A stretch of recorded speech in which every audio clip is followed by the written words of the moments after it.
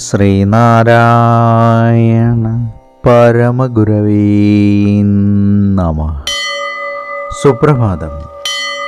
1880 ദിവസമായി ഇന്ന് 2026 ജൂലൈ മാസം 8 തീയതി ബുധനാഴ്ച. 1201 ആണ്ട് മിഥുനമാസം 24 തീയതി.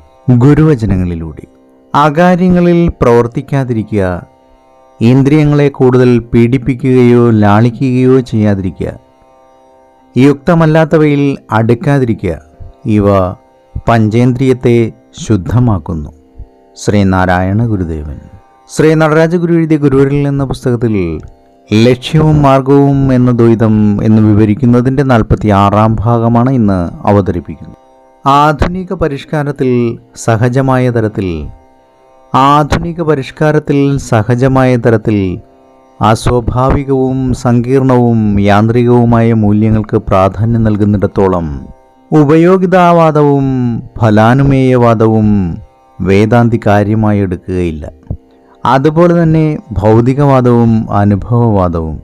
ഇങ്ങനെ പാശ്ചാത്യ ലോകത്ത് വ്യത്യസ്തമെന്ന് കരുതിപ്പോരുന്ന പല ദാർശനിക സിദ്ധാന്തങ്ങളെയും സമ്മതിച്ചു കൊടുക്കുന്നത് കൊണ്ട് വേദാന്തത്തിന് ഒരു സംഹതിവാദത്തിൻ്റെ എല്ലാ സിദ്ധാന്തങ്ങളിലെയും നല്ല അംശങ്ങളെ കൂട്ടിച്ചേർത്ത് ഒരു പുതിയ സിദ്ധാന്തമുണ്ടാക്കുന്ന രീതി ലേബൽ കൊടുക്കാൻ ആധുനിക ചിന്താഗതിയുള്ളവർ തുനിഞ്ഞേക്കാം.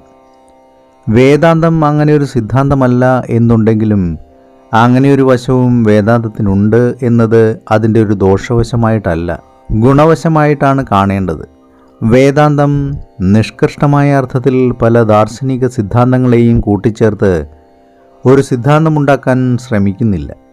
വേദാന്തം തികച്ചും സ്വതന്ത്രവും ധ്യാനനിഷ്ഠവും ആത്മാനുഭൂതി പ്രധാനവുമായൊരു സാധനയാണ്.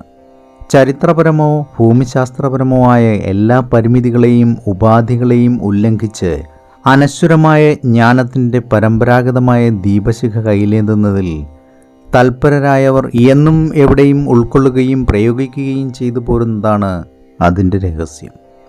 ഏവർക്കും നന്മ നിറഞ്ഞൊരു സുദിനമായിരിക്കട്ടെ എന്ന് ആശംസിച്ചുകൊണ്ട് നിർത്തുന്നു. നന്ദി, നമസ്കാരം. ഗുരുധർമ്മം ജയിക്കട്ടെ. ശബ്ദം നൽകിയത് സുജീഷ് മഹേഷ്.